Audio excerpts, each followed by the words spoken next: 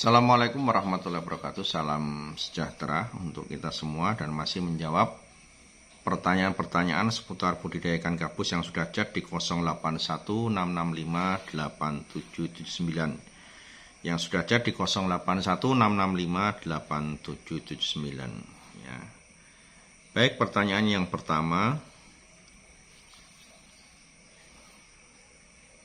ini dari Bapak Ladi ya, Bapak Ladi yang ada di, nggak ada alamatnya.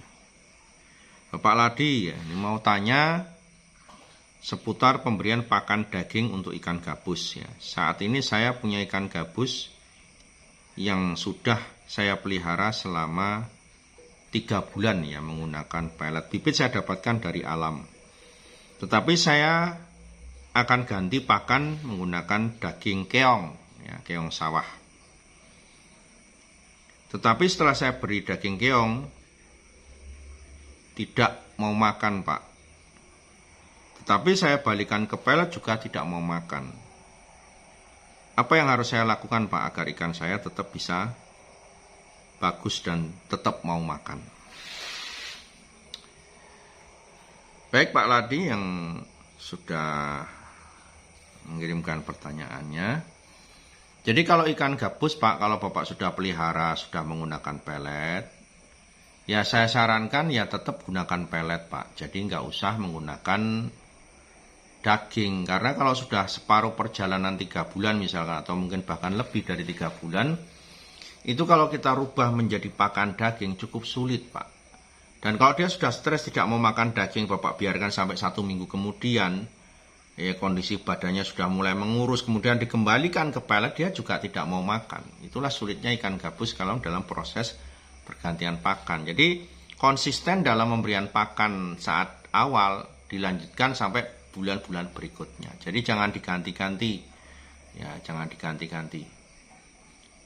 Ya itu saja, Pak ya, Pak Adi ya. Jadi langkah yang harus dilakukan kalau sudah tidak mau makan daging, sudah tidak mau, kemudian dikasih pelet juga tidak mau, ya ini cukup beresiko, Pak. Kalau didiamkan lama-lama ikannya akan kurus, Pak, akan kurus dan akan mati juga. Tetapi memang agak lama proses kurusnya ya. Tapi kalau saran saya ini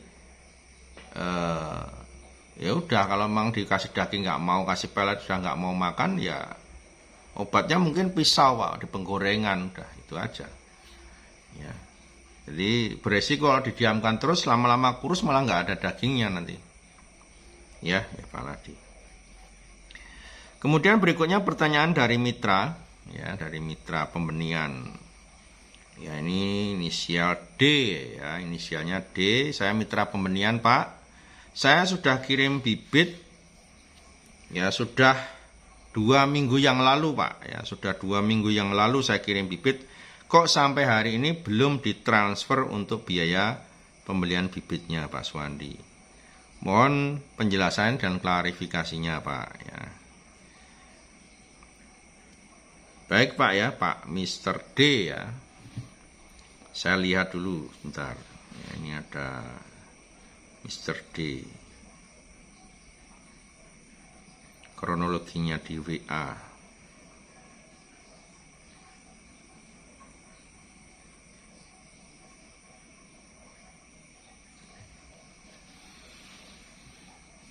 Ya, jadi begini, Pak ya, dari mitra ya Mr. D, ini mitra pembenihan. Jadi 2 minggu yang lalu Bapak memberikan kabar ke saya ya, juga kepada staf bahwa akan setor bibit. Ya. Tetapi waktu itu saya tanyakan ke Bapak, Pak sudah diplong dengan ukuran 67 belum? Bapak bilang sudah ya. Kemudian setelah sudah diplong, saya bilang dikirim saja ya. Kemudian Bapak mengirimkan bibit itu ke kantor. Waktu itu yang menerima staf saya tidak ada di tempat. Bibit lalu dituang ke kolam.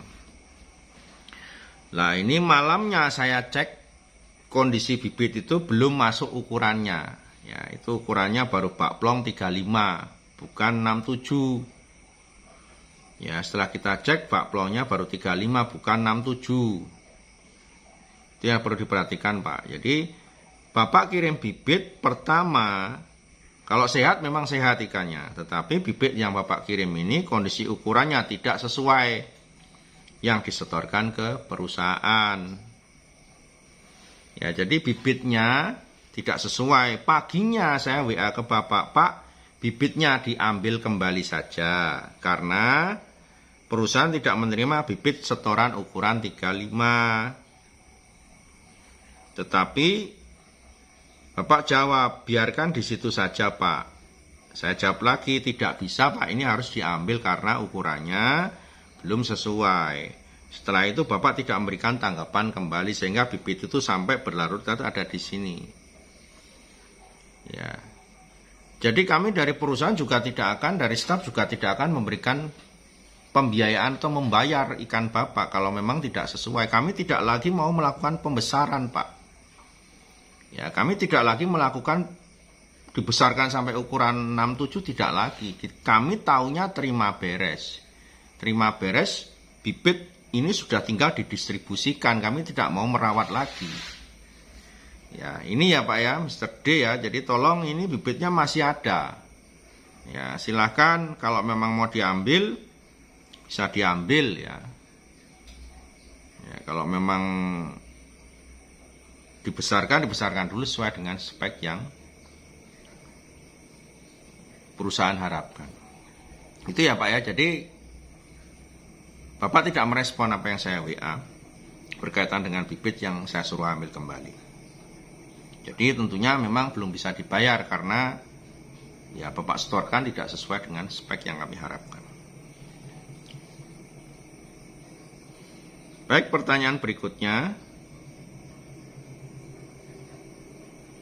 Ya, pertanyaan berikutnya dari Fahri, ya, dari Fahri yang ada di Jombang, ya, dari Fahri yang ada di Jombang. Assalamualaikum warahmatullahi wabarakatuh. Waalaikumsalam warahmatullahi wabarakatuh. Saya Fahri Pak dari Jombang, mau tanya-tanya seputar budidaya ikan gabus Pak. Saya berusaha nampung ikan gabus tetapi mati terus Pak. Saya beli dari teman hasil mancing, saya bawa pulang 3 hari hidup, besok mati. Saya beli lagi, mati lagi Pak. Sampai berkali-kali saya beli ikan gabus tangkapan alam itu, tetapi tidak ada yang bisa bertahan hidup. Ya, mohon penjelasannya Pak. Apa yang harus saya lakukan dalam hal membeli ikan gabus hasil tangkapan alam agar meminimalisir resiko kematian. Terima kasih atas jawabannya Pak Suwandi. Jadi begini Pak, kalau misalkan Bapak mau nampung ikan hasil tangkapan alam, yang perlu diperhatikan Pak, yang perlu diperhatikan adalah pertama cara dia menangkap ikan. Cara dia menangkap ikan itu menggunakan alat apa? Misalkan pancing, oke, pancing casting atau pancing yang dipanjer, kalau orang Jawa bilang dipanjer, ditaruh, ditinggal nanti malam, besok pagi diambil. Ya, ini dilihat dulu. Ya, yang paling aman adalah ikan yang ditangkap dari pancing dengan cara casting. Ya, itu lebih aman ya. Jadi lukanya tidak terlalu lama. Kemudian yang kedua, dalam proses membawa. Ya, sejak dia mancing kemudian dibawa dari tempat mancing di rawa-rawa itu kemudian dibawa pulang ke penampungan. Itu juga berperan penting untuk tingkat kehidupan ikan gabus yang lebih lama. Ya, gunakan dirigen kemudian diisi air. Airnya ambil air sungai di mana dia mancing. Itu akan lebih aman. Kemudian diberi sedikit tanaman air biar ikan itu bisa sembunyi di bawah dan tidak lompat-lompat nabrak-nabrak dirigennya. Jadi kadang orang nangkap ikan di rawa-rawa saat pulang bawanya pakai kepis dari bambu atau karung. Nah, itu yang menyebabkan luka-luka di bagian badan atau mungkin lendir ikan gabus itu mengering. Sehingga ikan tidak bisa bertahan lebih lama. Banyak luka dari sisik yang mengelupas karena terkena tempat ikan, ya kepisnya itu dari bambu itu. Kemudian setelah dibawa ke penampungan, nah penampungannya ini juga kolamnya harus kolam licin ya. Kolamnya licin menggunakan keramik ya, atau menggunakan plastik atau menggunakan terpal ya. Licin bagian bawah, karena ikan gabus tangkapan itu biasanya di bagian saat dia masuk ke kolam dia berada di dasar begini. Walaupun sudah diaci, tetap saja nanti tetap ada luka di bagian kepala dan perut bawah.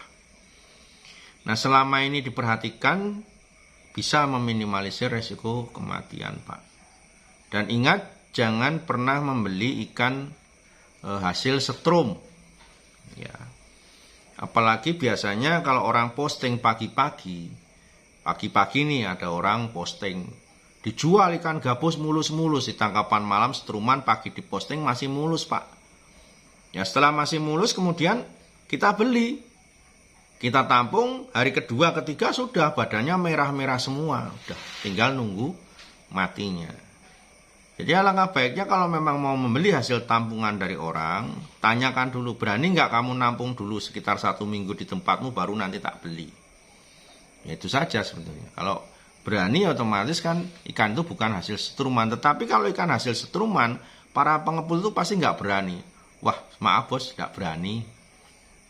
Karena apa? Dia sudah mengalami resiko kematian yang sudah sering dia alami. Dia sering menderita kerugian sehingga dia tidak berani nampung lagi. Ya, gitu ya Pak ya. Jadi silahkan mencoba untuk menampung. Ya, perbaiki kolam-kolamnya. Dan apa Pak?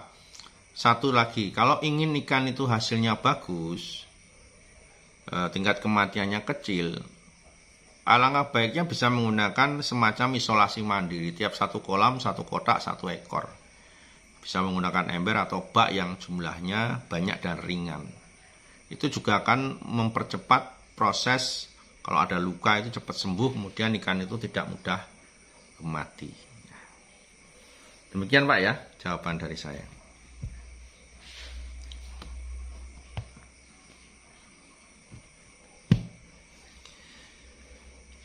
Baik pemirsa, tetap di channel Ikan Gabus, jangan kemana-mana, kita masih akan menjawab pertanyaan-pertanyaan seputar budidaya ikan gabus yang sudah cek di 0816658779. Assalamualaikum warahmatullahi wabarakatuh.